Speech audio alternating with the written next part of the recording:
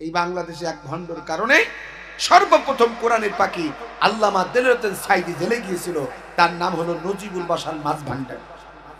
জানেন আপনারা? আপনারা তো হুদাই পীর ভক্ত হন, কোনটা ভালো কি মন্দ এটা তো দেখেন না। আল্লাহর ওলি না সে গলি না ভণ্ড, এগুলো জাস্টিফাই করা দরকার। এই ভণ্ড সর্বপ্রথম আদালতে একটা রায় জারি করে এবং তার মামলার কারণেই কোরআনের পাখি আল্লামা দেলোয়ার সাইদিকে তারা অ্যারেস্ট করে এবং তার মামলার কারণে 13টি বছর তিনি কারারুদ্ধ ছিল এবং শেষ পর্যায়ে তাকে হত্যা পর্যন্ত করেছে। কথা বলেন ঠিক কিনা? ও চট্টগ্রামবাসী, যিনি চট্টগ্রাম প্যারট ময়দান সবকটা বাংলাদেশে 50টি বছর কোরআনের খেদমত করেছে, কোরআনের দাওয়াত দিয়েছে, যার বক্তব্য শুনে হাজারো তরুণ ইসলামের পতাকা তুলেছে, যার বক্তব্য শুনে অসংখ্য মানুষ, অসংখ্য হিন্দু বৌদ্ধরা ইসলাম ধর্ম গ্রহণ করেছে, সেই ব্যক্তিকে যারা জেলে রেখেছে, লাশ পর্যন্ত হত্যা করেছে, তারা মুসলমান হতে পারে না। কথা বলে ঠিক? এই ভণ্ডগুলোর দরবার এখন বন্ধ করা দরকার। 13.5 বছর 17 বছর এই ভণ্ডগুলোর দরবার ছিল জমজমা। নারী পুরুষের তবলা নিয়ে গান, নামাজ নাই, কালাম নাই, খালি হুঁ হুঁ আছে না নাই? এখন যে কত ভণ্ড জিকির উঠেছে বাপ! এই বড় ফোন আমার ছোট মেয়ে মাঝে মাঝে বলে, আব্বু আমাদের হুদুল্লাহ কি পাগল নাকি? আমার 2টা মেয়ে দিয়েছে। আমি বললাম কেন আম্মু? বলতে দেখো কেমন জিকির করতে। কি সত্য না মিথ্যা? জিকিরের তো একটা সিস্টেম আছে রে বাপ। জিকিরে আমি বিরোধী না, জিকির করলে কলব পরিষ্কার হয়। আল্লাহর ওলির দরবারে গেলে তারা যে সবকগুলো দেয়, সেই জিকিরগুলো ভালো হওয়া দরকার। জিকির কত সুন্দর হয়েছে, সুবহানাল্লাহ, আলহামদুলিল্লাহ, লা ইলাহা ইল্লাল্লাহ, আল্লাহু আকবার। আর আমাদের দেশের ভণ্ড জিকির কি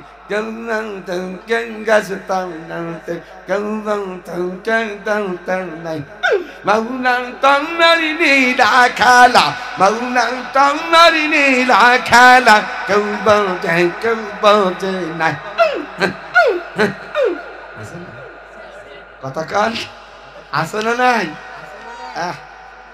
এটা কি জিকির হলো না আল্লাহর সাথে তামাশা করা? নবীজি রাষ্ট্র পরিচালনা করেছেন, সাহাবীরা রাষ্ট্র পরিচালনা করেছেন। ওমর ইতিহাস পড়ো নাই? অত জাহানের প্রেসিডেন্ট ছিলেন হযরত ওমর, তারা করেছে রাজনীতি। আর তুমি 2 ক্লাস পড়ে নাস্তিকদের আজকে নাস্তিকবাদে শিক্ষা গ্রহণ করে তুমি বলো ইসলামের রাজনীতি নাই। কোরআনের রাজনীতি যদি নাই থাকতো, ব্যবসা করো কোন সিস্টেমে? এই ব্যবসা তো কোরআন থেকে এসেছে, ঠিক কিনা বলেন? কথা বলেন ঠিক কিনা? কাজ করলে ওরা বোঝে না। তুমি যদি শেখ মুজিবুরের আদর্শ রাজনীতি করতে পারো, তুমি তো মুজিব ব্যবসায়ী। তুমি যদি জিয়াউর রহমানের আদর্শ বুকে ধারণ করে জিয়ার রাজনীতি করো, তুমি তো জিয়া ব্যবসায়ী। আর আমরা হলাম আখিরি জামানার পয়গম্বরের আদর্শের অনুসারী, ইসলামী মূল্যবোধে ব্যক্তিত্ব মানুষগুলো এই মুহাম্মদুর রাসূলুল্লাহ সাল্লাল্লাহু আলাইহি ওয়াসাল্লামের আদর্শ মুখে ধারণ করে সেই রাজনীতি যদি করে, এটাকে যদি কেউ ধর্ম ব্যবসায়ী বলে, তে আমাদের কোনো যায় আসে না। কথা বলেন ঠিক কিনা? ইসলামের রাজনীতি আছে না নাই? অর্থনীতি আছে না নাই? সমাজনীতি আছে না নাই? পৌরনীতি আছে না নাই? আন্তর্জাতিক নীতি আছে না নাই? সব কিছু ইসলামের মধ্যে আছে। একটু ভালো করে পড়ে দেখবা। আমরা তো পড়াশোনা করবো, খালি ক্ষমতা লোক, কবে ক্ষমতায় আসবো, কবে চেয়ারে বসবো, আছে না নাই? আমি তো বলি আল্লাহ এই ডক্টর ইউনূস আরো কয়েক বছর থাক, যারা ক্ষমতা লোক একটু পাগলা হয়ে যাক, ঠিক না? একটু পাগল হয়ে যাক, আছে না নাই? তাড়াতাড়ি ভোট দাও। এত তাড়াতাড়ি কেন? এখনো তো অবৈধ অস্ত্রগুলো উদ্ধার করা হয় নাই, এখনো তো সন্ত্রাসীদেরকে ধরে জেলে ঢুকানো হয় নাই, এখনো তো 300 এমপি জেলখানার মধ্যে ঢোকে নাই। চোরগুলোকে ধরতে হবে আগে, ঠিক কিনা? ডাকাতগুলোকে ধরতে হবে। এদেশে যারা নিরীহ মানুষকে হত্যা করেছে, সেই সন্ত্রাসীদেরকে ধরে ধরে জেলখানায় ঢুকাইতে হবে। কথা বলেন ঠিক কিনা? এদেশের ইসলামপন্থী মানুষদের নামে যত মামলা আছে সব কিছু নিষ্পত্তি হবে। এদেশের ইসলামের প্রতি জনগণের ন্যায় ইনসাফের প্রতীক দাঁড়িপাল্লা প্রতীক এখনো ফিরে পেতে হবে। কথাকাল ঠিক কিনা? আমাদের প্রিয় ভাই এটিএম আজহারুল হক সহ অসংখ্য ইসলামী রাজনৈতিক নেতৃবৃন্দ, যত মামলা আছে আরো যারা জেলে আছে সব মুক্ত হবে, তারপরে ভোট। এর আগে আমাদের ভোটের দরকার নাই। ঠিক আর ওরা পাগলা হয়ে গেছে, মনে হয় রাতারাতি আসতে পারলে বাসে। ঠিকটা বেটি? মনে রাখবেন এত সহজ নাই। আবু সাইদের রক্ত কখনো বৃথা যেতে পারে না, মুগ্ধের রক্ত বৃথা যেতে পারে না। এদেশে ১৭৪৭ বছর বহু আন্দোলন হয়েছে, কেউ স্বৈরাচার ঘটাতে পারে নাই। আমি তো মনে করি আল্লাহ আবাবিল পাখি রূপ ধারণ করে এদেশের ছাত্র জনতার মধ্যে ওই আবু সাইদ মুগ্ধর মতো তরুণীরা তুরবার আন্দোলন করার মধ্য দিয়ে একটা ফ্যাসিস্ট সরকারের পতন ঘটিয়েছে। কথা বলেন ঠিক কি? বলেন ঠিক না বেটি? অতএব অসংখ্য মায়ের আত্মনাদ, অসংখ্য ভাইয়ের চোখের পানি, অসংখ্য তরুণের আত্মনাদ, রক্ত ঝরানো এই বাংলাদেশ এত তাড়াতাড়ি কোনো স্বৈরাচারদের হাতে আমরা দিতে। প্রত্যক্ষ জনগণের ভোটে যারা নির্বাচিত হবে তাদেরকে আমরা স্যালুট জানাই। আর কোনো স্বৈরাচার, আর কোনো হাটঘাট মাঠ টেম্পোস্টার দখলদারি মাঠ দখলকারীদেরকে অবৈধভাবে আর ক্ষমতার মস্তদে জাতি বসতে দিতে চাই না। রাজি আছেন তো আপনারা? এর জন্য যদি বুকের তাজা রক্ত ঢেলে দিতে হয়, এর জন্য তার একবার ৩৬ জুলাইয়ের মতন ছাত্র আন্দোলনের মতন বিপ্লব করতে হয়, আমরা কারা কারা প্রস্তুতি? হাত আল্লাহকে দেখাও।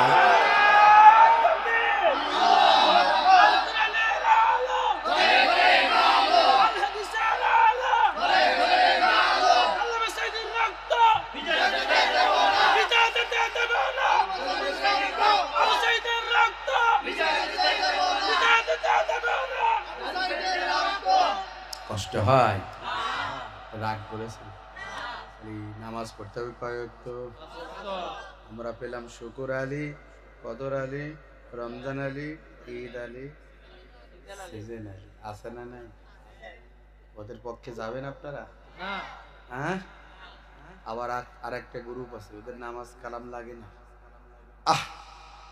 এই যে আপনাদের চট্টগ্রাম বাইতুল শরীফের পীর সাহেব ছিলেন শাহ আব্দুল জব্বার সাহেব, এই এলাকার মানুষ যার ভক্ত ছিল আমি দেখেছি, তাদের মাথায় টুপি দেখতাম, মুখে দাড়ি দেখতাম, ৫ ওয়াক্ত নামাজ পড়তো, রাসূলের সুন্নাত গুলো তারা বুকে ধারণ করত।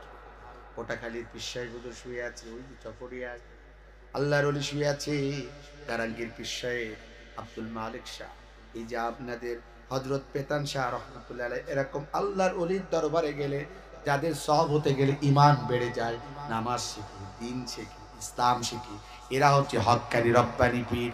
আর আমাদের দেশে এমনও পীর আছে দেখা যায় মুটি পর্যন্ত পানি নেই না। আমি একটা পীর সাহেবের দরবারে গেলাম, যেহেতু আমি কুষ্টিয়ায় বড় হয়েছি, কুষ্টিয়ায় আমার ১২০টা বাবার দরবার। কয়টা? এক ভেড়াপাড়া থানায় প্রায় ২৬-২৭টা, এক থানায়। এক পীর সাহেবের জিজ্ঞাসা করলাম, কি ব্যাপার বাবাজি পোশাক করলেন? এই যে কিছুক্ষণ আগে আপনাদের অধ্যক্ষ জহুরুল ইসলাম ভাই বললেন পোশাক করার পরে হলুদ নিতে হবে, পানি নেওয়া কি সুন্নাহ, ঠিক কিনা বলেন? কিন্তু ওই পীর সাহেব দেখলাম পানি না নিতে চলে আসছে। আমি বললাম, বাবাজি পানি না নেওয়ার কারণ কি? আমার বলছে, হুজুর মাসালা কি জানো না? আমি বললাম, কি মাসালা? কই ফোরাত নদীর তীরে ইমাম হুসাইন রাদিয়াল্লাহু তাআলাকে এজিদের বংশধর পানি ছাড়া নবীর বংশকে নির্বংশ করেছে। যেই নবীর বংশ ফোরাতের প্রান্তে পানি ছাড়া মারা গেছে, সেই পানি আমরা পীর সাহেব এখানে ঠেকাই কেমন? এদের মতন শয়তান কেউ কি আছে? কথা বলেন। এরম ভণ্ড আমাদের দেশে আছে নাই? গায়ের গন্ধে ঘুম আসে না, নাম রেখেছে আতর আলী।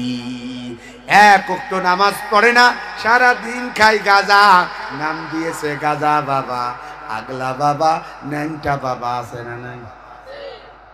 আছে।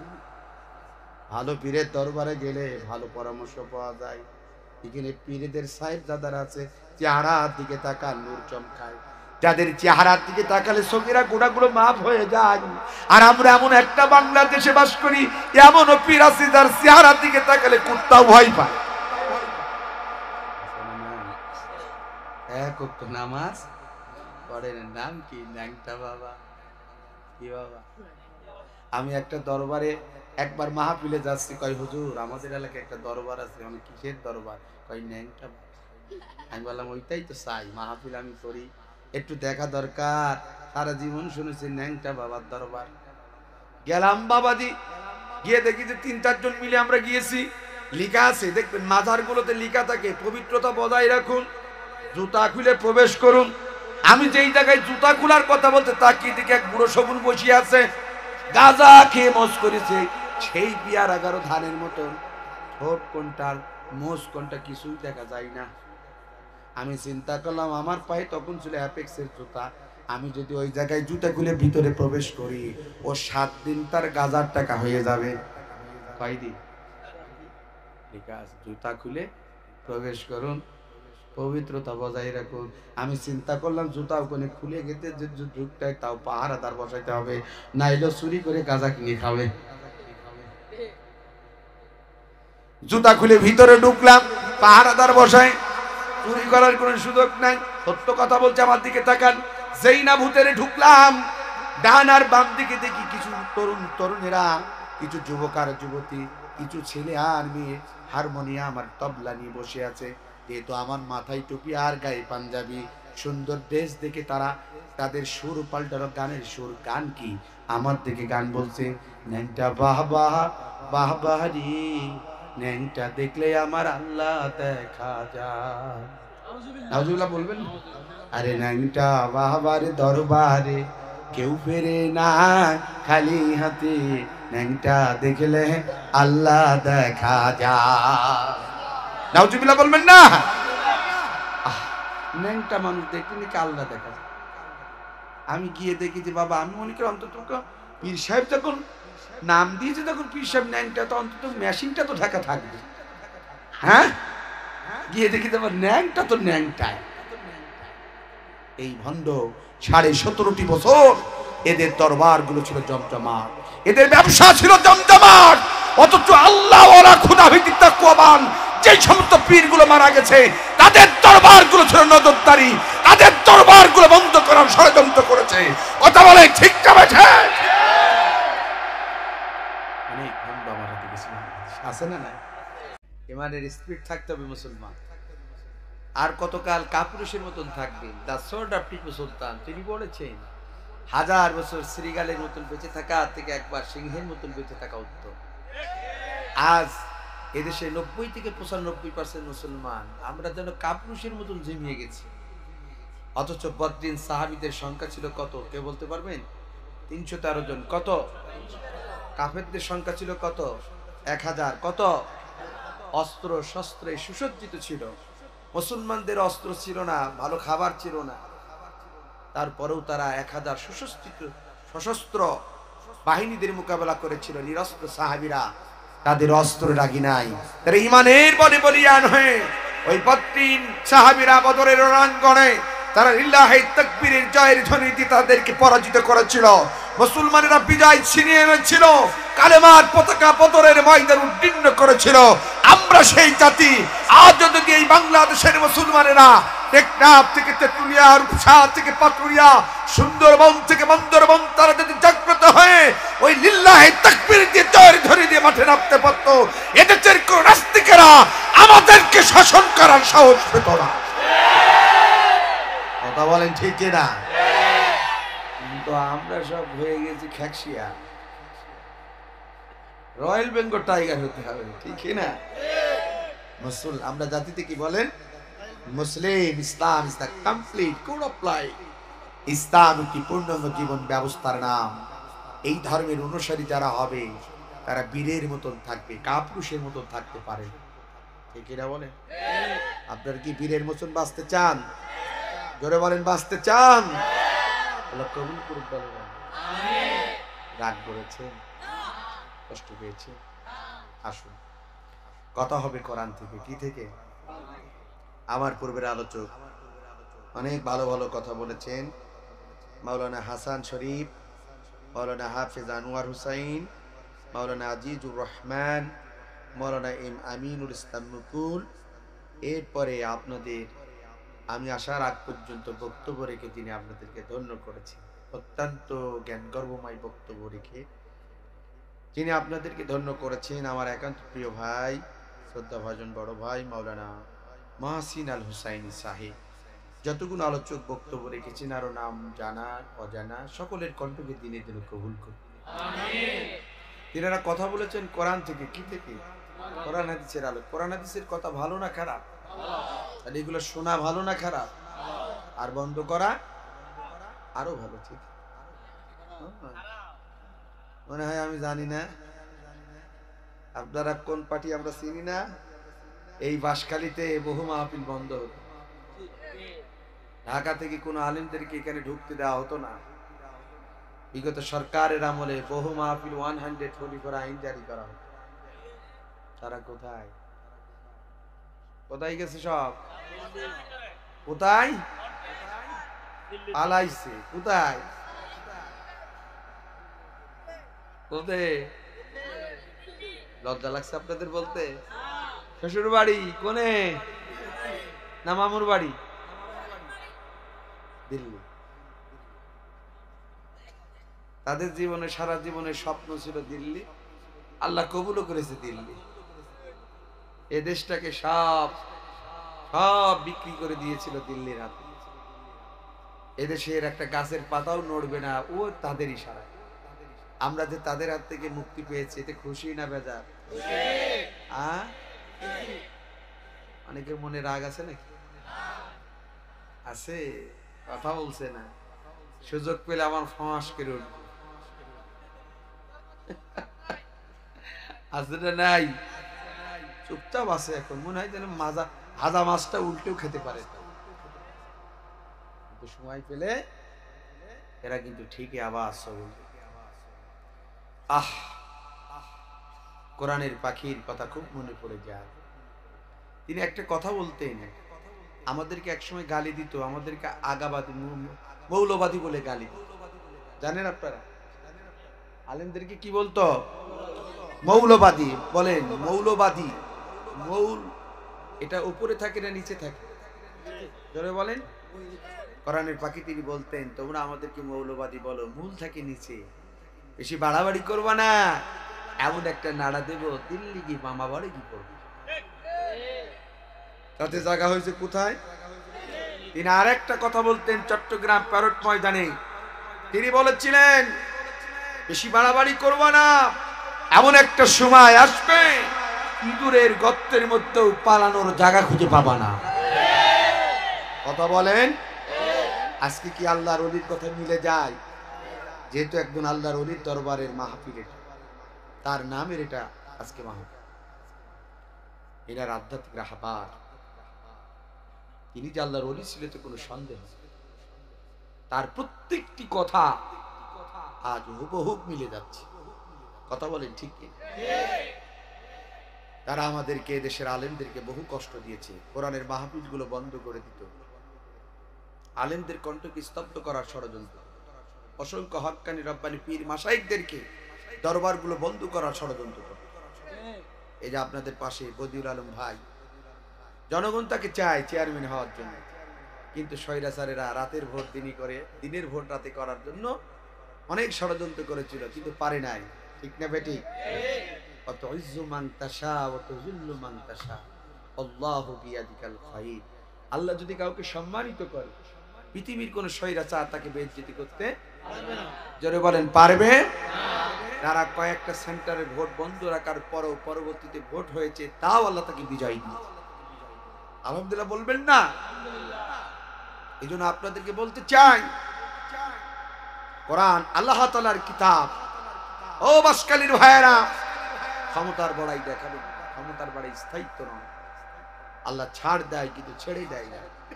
যারা অহংকার করে, বিগত সরকারের আমলে বাসকালীর মানুষদেরকে কোরআনের কথা শুনতে দেয় নাই, জাতির শ্রেষ্ঠ সন্তানদেরকে কথা বলতে দেয় নাই, এই এলাকার মাহফিল হতে দেয় নাই, 144 আইন জারি করে যারা বন্ধ করে দিয়েছে, তারা আজকে আমি মনে করি একটাও সুখী নাই। অশান্তির দাবানল তাদের দাউ দাউ করে চলছে। এলাকায় মুখ দেখানোর সময় নাই। আছে চোরের মতন পালাইছে। কোরআন, এটার নাম কি? এর সাথে গাদ্দারি করে কেউ জিতে যেতে পারে না, ফেরাউন পারে নাই, নমরুদ পারে নাই, হামান পারে নাই। ইসলাম বিদ্বেষী নবী রাসূলদের সাথে যারা ষড়যন্ত্র করেছে, ইসলামপন্থী মানুষদের সাথে যারা ষড়যন্ত্র করেছে, তারা পৃথিবীতে টিকে থাকতে পারে নাই। পেরেছে? তাদের কি হয়েছে? পতন হয়েছে। কি হয়েছে বলেন? পতন হয়েছে। মনে রাখবেন, মিথ্যা কখনো সত্যর উপরে বিজয় আনতে পারে না। মিথ্যা তো মিথ্যাই, সত্য তো সত্যই। কথা বলে ঠিক কিনা?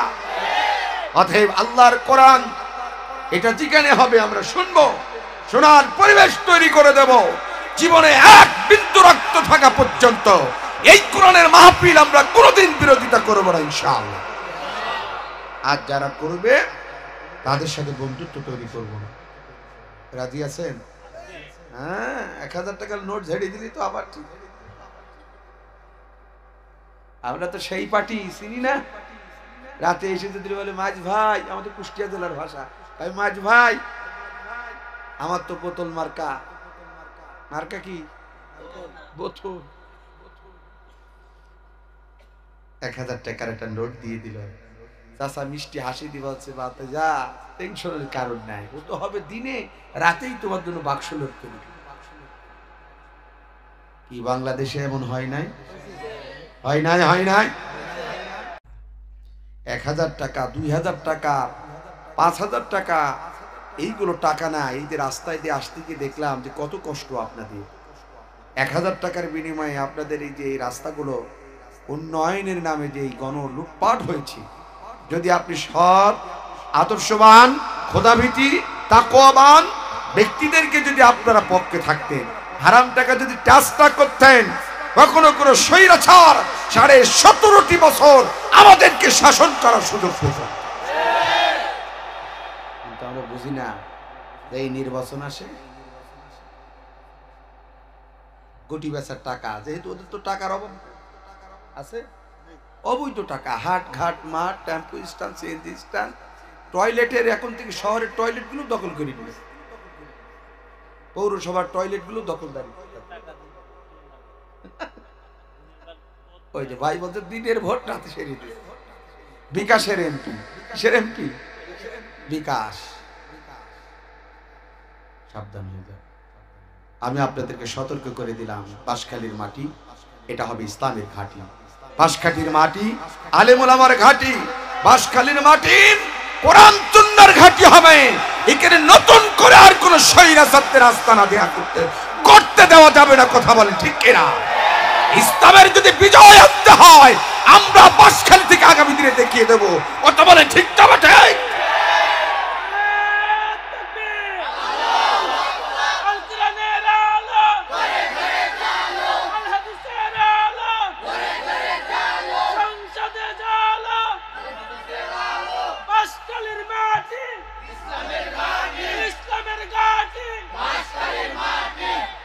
কষ্ট হয়েছে আপনাদের? মন খারাপ নাই তো? আবার যেটার মন খারাপ হবে মনে করুন সেটা ওই কাতারের লোক। চেহারা দেখলেই বোঝা যাবে চাচা 2000 টাকা নিয়ে আলো। ঠিক না বেটে? আল্লাহ কবুল করুক। আমি যে বিষয়টি নিয়ে আলোচনা করবো, স্বল্প সময়, পৃথিবীতে আল্লাহ পাক রব্বুল আলামিন আমাদেরকে পাঠিয়েছে। কুল্লু নাফসিন যায়িকাতুল মাউত। তিনি বলছেন, আমি যাদেরকে জীবন দিয়েছি, প্রাণ দিয়েছি, রূহ দিয়েছি, এদেরকে একদিন আমার কাছে প্রত্যাবর্তন করতে হবে, ফিরে আসতে হবে, আমার কাছে ধরা দিতে হবে। কথাটা কার? আল্লাহ তাআলা। বলেন তো, হায়াত মউত সবকিছু কার হাতে? এই যে আপনাদের চেয়ারম্যান একজন ভালো মানুষ ছিলেন, হঠাৎ দুনিয়া থেকে চলে গেল। আপনাদের চেয়ারম্যান সাহেব অত্যন্ত ভদ্র মানুষ ছিল, আমি তাকে চিনি ব্যক্তিগতভাবে। আল্লাহ, তুমি তোমার এই গোলাম তাকে তার জীবনের গুনাহ খাতাগুলো মাফ করে দিয়ে ভালো আমলগুলোকে তুমি কবুল করে নাও। বলো আমিন। নাম কি বলেন তো? কত ভালো মানুষ ছিল এই ভালো মানুষ। এইরকম ভালো মানুষ আপনাদেরকে যারা চয়েস করেছেন, সেই জনপদের বিজয় আবার আসবে ইনশাআল্লাহ। তাহলে মৃত্যুর স্বাদ গ্রহণ করতে হবে, এটা চিরন্তন সত্য। কার কথা? এবং আল্লাহ পাক রব্বুল আলামিন কোরআনুল কারীমের আরেকটা আয়াতের মধ্যে তিনি বলছেন, ইয়া আইয়ুহাল্লাযীনা আমানুত্তাকুল্লাহ, হাক্কা তুকাতি ওয়ালা তামুতুন্না ইল্লা ওয়া আনতুম মুসলিমুন। এদিকে তাকান, সংক্ষিপ্ত কথা আগেই বলেছি, বেশি লম্বা আলোচনা করব। আল্লাহ রাব্বুল আলামিন বলেন ইয়া আইয়ুহাল্লাযীনা আমানুত্তাকুল্লাহ, ওহে ঈমানদারেরা। কাদেরকে ডাকছেন? ঈমানদারেরা, যারা কালেমা পড়ে মুসলমানিত্ব গ্রহণ করেছে। ইত্তাকুল্লাহ, তোমরা আমি আল্লাহকে ভয় করবা। কার ভয় করার কথা বলছে? শেখ হাসিনা, পুলিশে, র‍্যাব, বিজিবি, গোয়েন্দা বিভাগের লোক, ভারতের মোদির, কার? ইত্তাকুল্লাহ, আল্লাহ বলছে আমি আল্লাহকে ভয়। হাক্কা তুকাতি, ভয় করবা, ভয় করার মতো। কথা কার? খুব ঠান্ডা মাথায় শুনবেন, কথাটা কার? এখন মনে করেন আপনাদের দেশে লবণের চাষ হয় নাকি? মনে করেন একজনের লবণ মাঠে রয়েছে, কেউ দেখে না, রাত গভীর, চিন্তা করছেন ওখান থেকে এক বস্তা লবণ কেমনি করে আমার ডিবাই নিয়ে আসা যায়। আস্তে করে এক ডিব্বা লবণ আপনারটাই নিয়ে নিলেন, কেউ দেখে নাই। কিন্তু বলেন, আপনি চিন্তা করতেন কেউ তো যখন নাই, চারিদিকে লাইট টাইট মেরে দেখলেন, একেবারে কেউ না, আস্তে করে নিয়ে নিলেন। বলেন এটা কেউ যদি না দেখে, দেখে কে? আল্লাহ। এই ভয়টার করার কথা বলতেছেন, বান্দা ভয় করবি, ভয় করার মতো। ভয় করবি কি? ওয়ালা তামুতুন্না ইল্লা ওয়া আনতুম মুসলিমুন, এবং খবরদার, আল্লাহ বলছেন ঈমানদার না হয়ে, মুত্তাকি না হয়ে, খোদাভীতি অর্জন না করে, আমি আল্লাহ পাক রব্বুল আলামিন তিনি ডাইরেক্ট বলে দেন আমার কবরের ধারে কাছেও ভয়টা করতে হবে। কেমন ভয় করার মতন? মনে করেন কোন একজন রোজাদার ব্যক্তি যদি রোজা রাখার পরে আটলান্টিক মহাসাগরের নিচেও গিয়েও যদি এক ঢোক পানি পান করে, আমার আল্লাহ ডাকতে বলে বান্দা, গোটা বিশ্বের মানুষদের চোখ ফাঁকি দেওয়া যাবে, আমি আল্লাহর চোখ কখনো ফাঁকি দেওয়া যাবে না। শুধু তাই নয়, অন্ধকারের রাত, আমাবস্যার রাত, এই অন্ধকারের রাতে যদি ছোট্ট একটা পিপিলিকাও যদি চলাচল করে, তামাম পৃথিবীর মানুষগুলো যদি ঘুমিয়ে যায়, আমার আল্লাহ ডাকতে বলে বান্দা, ওই গভীর রাতে ছোট্ট পিপিলিকার পায়ের শব্দ পর্যন্ত আমি আল্লাহ তাআলা শুনতে পাই। তাহলে ভয়টা করতে হবে কার? ভয় করার মতন। ও বাঁশখালী থানার ভাইয়েরা, যারা দিনের ভোট রাতে করেছো, মনে করছো কেউ দেখে নাই, সেটা দেখেছেন কে? এটা কিন্তু একটা আমানত ছিল, প্রতিনিধিত্ব তৈরি করা একটা আমানত, এটা একটা নৈতিক দায়িত্ব।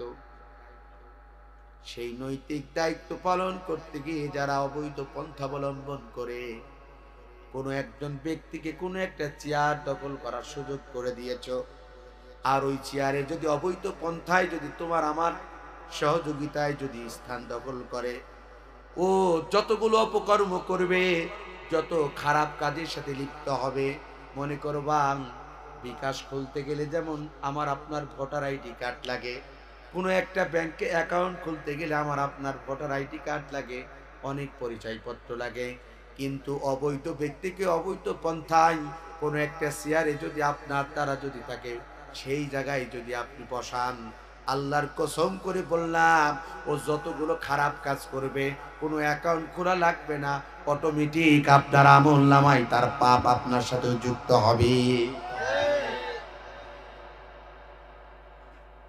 আল্লাহর জান্নাতে এত সুদা নাই, এ মামু বাড়ি ডাল নাই যে মামির কাছে গিয়ে বললাম, মামি আমার ঠান্ডা লেগেছে, আমি কালার ডাল খাবো না, আমার একটু মুসুরির ডাল দাও। আল্লাহর জান্নাতে এত সোজা নাই। ও বাঁশখালী থানার ভাইয়েরা, হায়াতে জিন্দেগি কিন্তু খুব সংক্ষিপ্ত জীবন। হয়তোবা কারোর 30 বছর, 40 বছর, 50 বছর, না 100 বছর, না 120 বছর, এর থেকে গড় আয়ু এখন আর বাংলাদেশে বেশি নাই। এই হায়াতে জিন্দেগির মধ্যে যত পারো ভালো কাজ করো, তার কারণ আল্লাহ পাক রব্বুল আলামিন আয়াতের মধ্যে বারবার তিনি বলে দিয়েছিলেন, ওয়ালা তামুতুন্না ইল্লা ওয়া আনতুম মুসলিমুন। খবরদার খবরদার, তোমরা ঈমানদার না হয়ে, মুত্তাকি না হয়ে, আল্লাহ ওয়ালা না হয়ে, খোদাভীতি অর্জন না করে আমি আল্লাহ তোমাদেরকে সতর্ক করে দিলাম, কবর নামক জগতে তোমরা আসবে না। কথা কার? আল্লাহ। যেহেতু এটা একটা আল্লাহর ওলির দরবারের মাহফিল, রুহানিয়াত কিছু কথা তাহলে আমাদেরকে ভালো কাজ করে লাগবে কি লাগবে না? ভালো কাজ বলতে তো আমরা বুঝি সুদ খাও, তো মোটামুটি ভালো কাজ। হ্যাঁ, এটা তো মনে আপনাদের দেশে চলে না? সুদ চলে? মাশাআল্লাহ, আপনি তো খুব ভালো মানুষ। সুদ চলে? চলে। সুদ বোঝেন কিছু? 100 টাকা দিলে 100 টাকা পাওয়া যায়, এটার নাম কি? আছে না? নাই?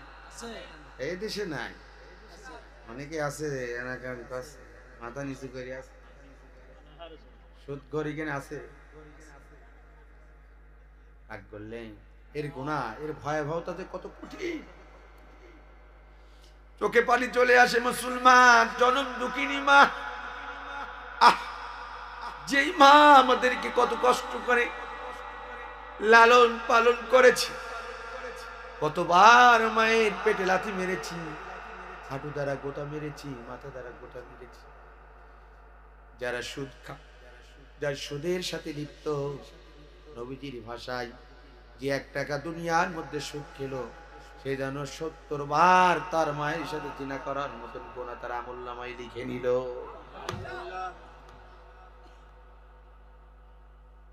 আছে না নাই?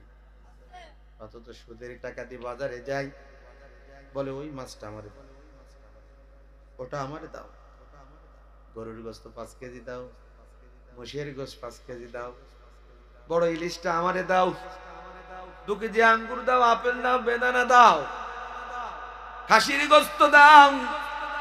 ও বাঁশখালী থানার ভাইরা, আগামী দিনে দেখা হবে কিনা জানি না, কিন্তু হেদায় কোনো কথা বলে যায়। ওই সুদের টাকা দিয়ে যারা বাজার থেকে গোশত কিনে খাও, মাছ কিনে খাও, ফল কিনে খাও, আমি তো মনে করি ওর থেকে শুকরের গোশত খাওয়া অনেক ভালো। কথা বলেন ঠিক কিনা?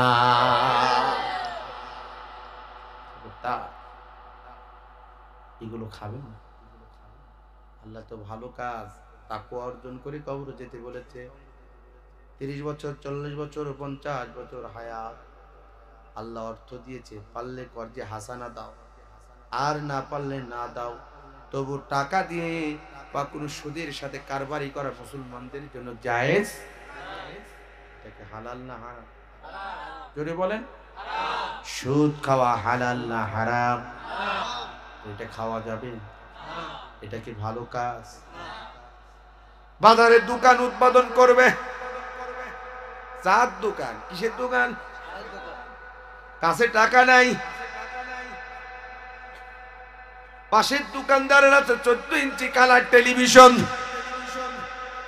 উনিও চার দোকান দিতে চাই, কিন্তু টাকা নাই। বউটারে বলে তুই ব্রাকে নাম লিখে,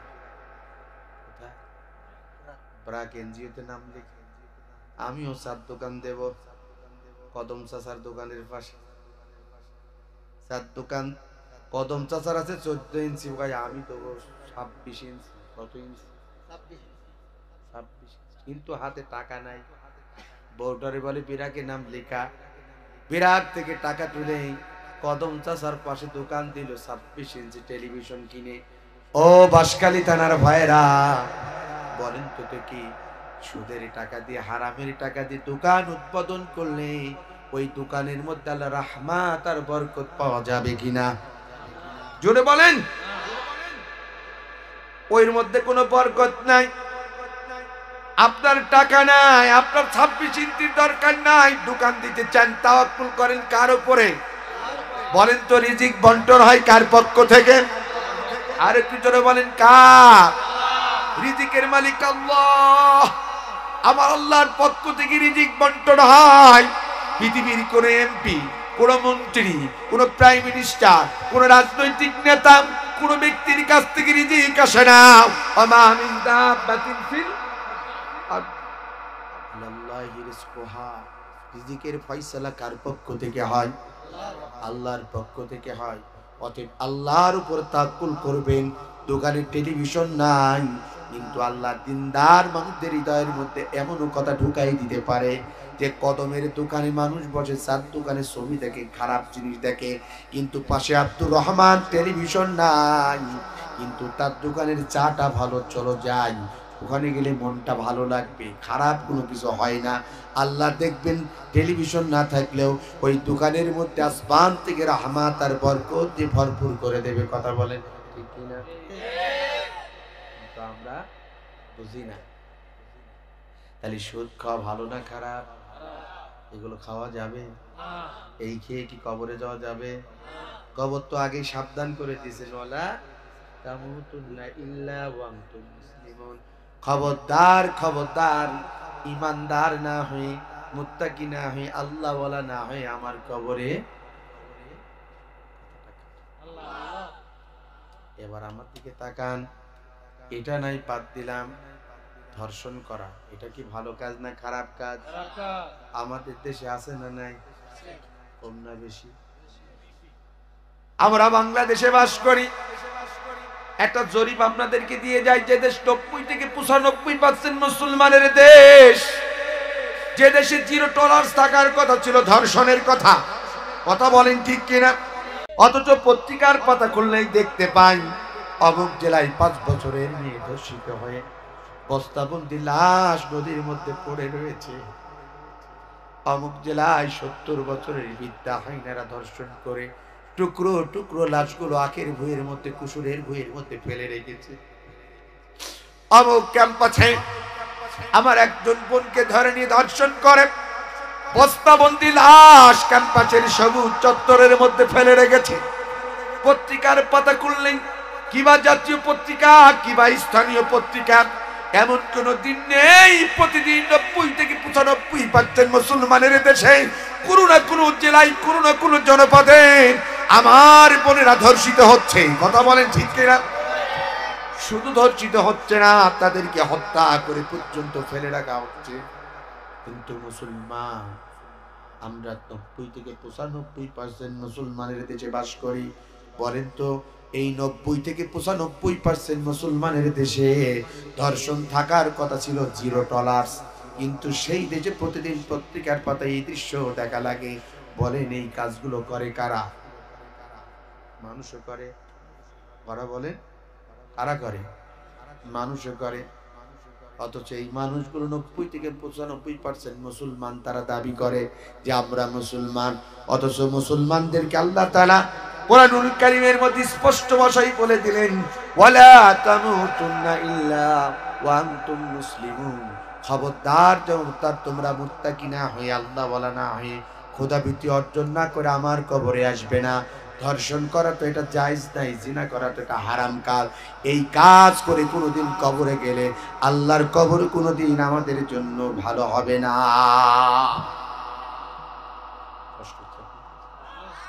হৃদয়ের কথাগুলো মনোযোগ দিয়ে বুঝতে, যেহেতু আপনাদের দেশে প্রবাসী থাকে বেশি, প্রবাসীরা বহু কষ্ট করে। আমি দেখেছি, সৌদি আরব গেছি, আমি দেশের কয়েকটা রাষ্ট্র সফর করেছি। আপনাদেরকে বলতে চাই, কষ্টের টাকা বিদেশ থেকে পাঠাই, যদি মায়ের জাতি কথাগুলো শুনে তারাও উপকৃত হবে। কিন্তু আমি যখন কক্সবাজার, চকরিয়া শহরগুলোতে যাই, দেখি আমার মায়ের জাতির এমন ভাবে তারা বেড়ায়, মাথা নিচু হয়ে যায়, ছোট হতে হয়। কষ্টের টাকা পাঠাই, ও মা এটা তো একটা আমানত, স্বামী যে টাকা পাঠায় এটা তো তোমার আমার জন্য একটা আমানত, যা না হলে নয়। কিন্তু দেখা যায় কষ্টের টাকা পাঠাই, স্ত্রী স্বামী থেকে প্রবাসে চলে যায় কক্সবাজার ঘুরতে, ইনানি রিসোর্টসে ঘুরছে, এরপরে লাবণী পয়েন্টে ঘুরছে, এরপরে দেখা যায় আরো বিভিন্ন জায়গায় ভ্যানিটি ব্যাগ নিয়ে, তাও একা একা নাই, পরকীয়ায় লিপ্ত হচ্ছে, অন্য পুরুষের সাথে এলাকায় দেখা হবে বলে দূরে চলে যাচ্ছে। কথা কোন ঠিক? অথচ জিনা এটা হালাল না হারাম? জোরে বলে। তাই আমি আপনাদের দুটি পায়ে হাত থেকে বলে যেতে চাই, যত বড় সুন্দরী আমাদেরকে অপার দিক না কেন, একজন ইমানদার, একজন মুত্তাকি, একজন আল্লাহওয়ালা কখনোই হারাম কাজ সমর্থন করতে পারে না। কথা বলেন। কাজ করে কি জান্নাতে যাওয়া যাবে? পরের মেয়েকে টিজিং করে জান্নাত দেওয়া যাবে? আমাদের দেশে যুবকেরা আছে না? ও যুবক, তোমাদের দুটি পায়ে হাত থেকে বললাম, তোমাদের জীবন তৈরি করে হযরত ওমরের মতন, খাব্বাবের মতন, খুবাইব রাদিয়াল্লাহু তাআলার মতন, তোমাদের জীবন তৈরি করে হযরত আবু যর গিফারি রাদিয়াল্লাহু তাআলার মতন, সাহাবা আজমাইনদের মতন। খবরদার, তোমাদের জীবন যদি আবু জেহেল, ফেরাউন, নমরুদের মতন যদি তৈরি করো, তোমাদের দুনিয়াও হালাক, পরকালে তোমাদের জন্য হালাক।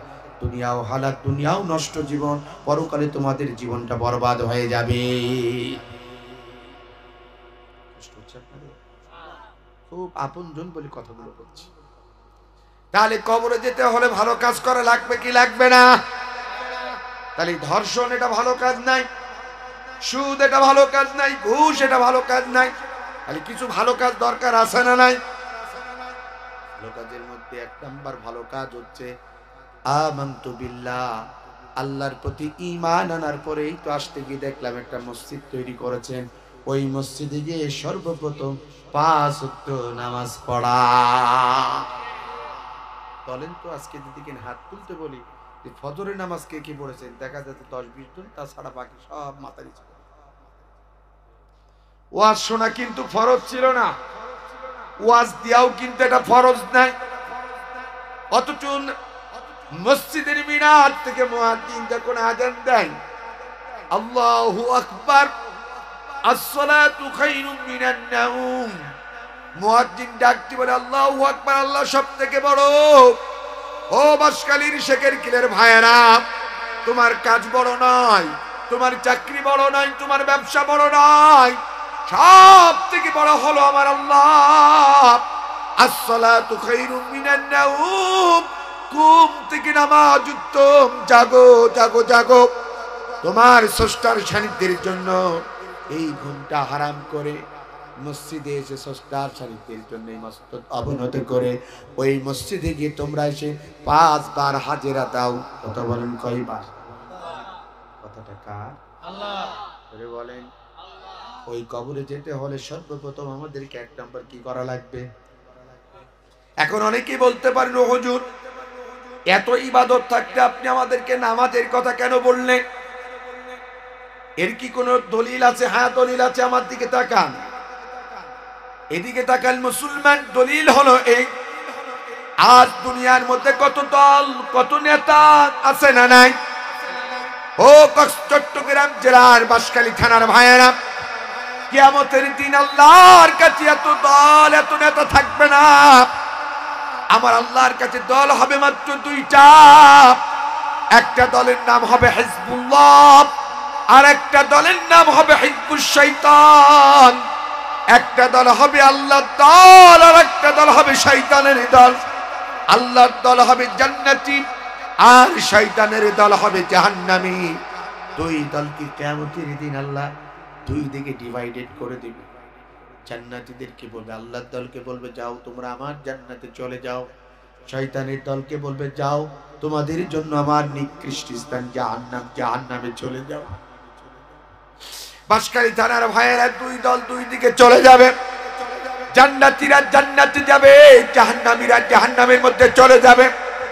এবার জান্নাতি মানুষগুলো কোন একটা দিন রব্বি কারীমের কাছে ডাকতে বলবে, আল্লাহ, জীবনে যা কল্পনা করি নাই তাই তুমি আমাদেরকে জান্নাতে দিয়েছো। ওগো রব্বুল আলামিন, আজ তোমার কাছে একটিমাত্র ফরিয়াদ, তোমার কাছে একটিমাত্র চাওয়া, জীবনে একটি বারের জন্য হলেও তুমি আমাদেরকে জাহান্নামটা দেখাও। আল্লাহ রাব্বুল আলামিন কোন একটা দিন জান্নাতি মানুষগুলো দোয়া কবুল করবে, ডাকতে বলবে, আমার ফার্স্ট ক্লাস নাগরিক, দুনিয়ার মধ্যে ভালো কাজ করার কারণে আমি রব তোদেরকে জান্নাত দিয়েছি। আজকে জাহান্নামটা দেখতে চাস? যা যা যা, আমি রব তোদেরকে আজ জাহান্নামটা দেখার অনুমতি দিয়ে দিলাম। আল্লাহর অনুমতি প্রাপ্ত হওয়ার পরে ও বাঁশখালী থানার ভাইয়েরা, জান্নাতি মানুষগুলো জাহান্নামীদের দেখার জন্য রওনা হবে, জাহান্নামের গেটের সামনে যাবে। জান্নাতি মানুষগুলোকে দেখে জাহান্নামের ফেরেশতারা তাড়াতাড়ি করে জাহান্নামের গেটটা খুলে দিবে। এবার জান্নাতি মানুষগুলো তাকিয়ে দেখবে ওই জাহান্নামের মধ্যে অসংখ্য তরুণ আর তরুণী, যুবক আর যুবতী মাথা নিচু করে চোখের পানি ছেড়ে দিয়ে কাঁদছে। জান্নাতি মানুষগুলো জিজ্ঞাসা করবে, ও ভাই ও বোন, কেন তোমরা চোরের মতন দাঁড়িয়ে চোখের পানি ছেড়ে দিয়ে কাঁদছো? কি এমন অপরাধ করেছো যার কারণে চোরের মতন দাঁড়িয়ে চোখের পানি ছেড়ে দিয়ে কাঁদো? ও বাঁশখালী থানার ভাইয়েরা, জান্নাতি মানুষগুলো জাহান্নামীদের প্রশ্ন করার সাথে সাথে জাহান্নামের মানুষগুলো চিৎকার করে কাঁদবে আর ডাকটি বলবে, ও জান্নাতি ভাইয়েরা, শোনো শোনো শোনো, দুনিয়ার মধ্যে যে প্রথম অপরাধ করেছিলাম, ভুল করেছিলাম, পাপ করেছিলাম, অন্যায় করেছিলাম, যার কারণে আল্লাহ পাক রব্বুল আলামিন আমাদেরকে এই নিকৃষ্ট স্থান জাহান্নামের মধ্যে নিক্ষেপ করেছে, সেই জীবনের প্রথম নাম্বার অপরাধ ছিল ক্বালু লাম নাকু মিনাল মুসাল্লিন। ক্বালু লাম নাকু মিনাল মুসাল্লিন, আমরা দুনিয়ার মধ্যে সর্বপ্রথম মুসল্লি ছিলাম না, নামাজি ছিলাম না। এই নামাজটা পড়ার কারণে সর্বপ্রথম আল্লাহ আমাদেরকে জাহান্নামের মধ্যে নিক্ষেপ করেছে। ও বাঁশখালী থানার ভাইয়েরা, আপনি যত ইসলামী আন্দোলন করেন, আন্দোলনের কর্মী হন, ইসলামকে যতই সাপোর্ট করেন না কেন, আপনি যদি নামাজি না হন, আল্লাহর জান্নাত কখনো আপনার জন্য জুটবে না। তার কারণ জাহান্নামীদের প্রথম অপরাধ তারা স্বীকার করবে, ক্বালু লাম নাকু মিনাল মুসাল্লিন, আমরা দুনিয়ার মধ্যে সর্বপ্রথম মুসল্লি ছিলাম না, নামাজি ছিলাম না। এই নামাজটা পড়ার কারণে আল্লাহ আমাদেরকে জাহান্নামে দিয়েছে, তাহলে সেই নামাজ পড়া লাগবে কি লাগবে না?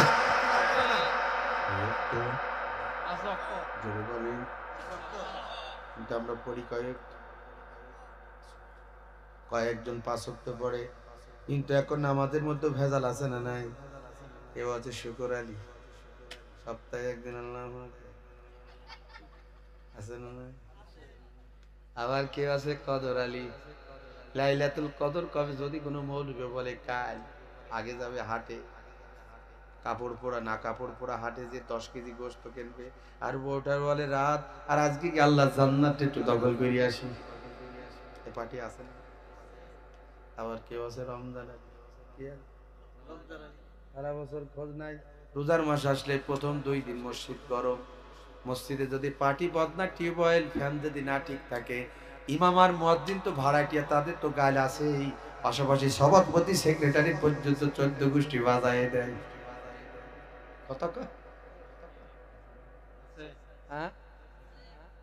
এরপরে দেখা যায় 3 দিন পরে চাচার খোঁজ নাই, যদি জিজ্ঞাসা করা যায় 7 দিনের দিন, চাচা খাদেম হুকুম চালাক নাই, ও চাচা মসজিদে আসো না, প্রথম 2 দিন তো গরম করে দিলে, এখন কি সমস্যা? হাঁটুতে ব্যথা, মাজা হতে না বাবু। আবার দেখা যায় ইফতারের আগে বেড়ি খায়, ইফতার আগে কি খায়? বেড়ি খায়। চার দোকানে গিয়ে এইভাবে কি মমতাদের গান দেখে, চার দোকানে গিয়ে কি করে, ইফতারের আগ মুহূর্তে গিয়ে দেখা যায়, আবার দেখা যায় এইভাবে হা করে গান দেখে, ওই যে সকরিয়ার মেরির গানও দেখে, আজান নাই কথা কয়। আমাদের দেশে এখন নামাজি হয়ে গেছে ভ্যারাইটিস, কেউ আছে শুকর আলী, কেউ আছে কদর আলী, কেউ আছে রমজান আলী, আবার কেউ আছে ঈদ আলী। সারা বছর নামাজ নাই, ঈদের দিন আসলে হুজুরদের থেকে বড় টুপি পাঞ্জাবি পরে সামনের কাতার গুলো। ঈদগাহ কমিটি টাইম দিয়েছে, আগামীকাল ঈদুল ফিতরের নামাজ উদ্যাপন হবে শেখের খিল মোশাররফ আলী শিকদার কেন্দ্র ঈদগাহ ময়দানে 9 ঘটিকার সময়। নবাবজাদা দামি একটা ঘড়ি হাতে দিয়েছে, আর পাঞ্জাবি টুপি পরে সামনে বসা, বারবার ঘড়ির দিকে তাকাই, আর মৌলবী যদি 2 মিনিট বক্তব্য বেশি দেয়, পেছন দিক থেকে সিগন্যাল দেয়, টাইম হয়ে গেছে, তাড়াতাড়ি আছে না নাই? সত্য না? আবার কেউ আছে সিজন আলী, কে আলী?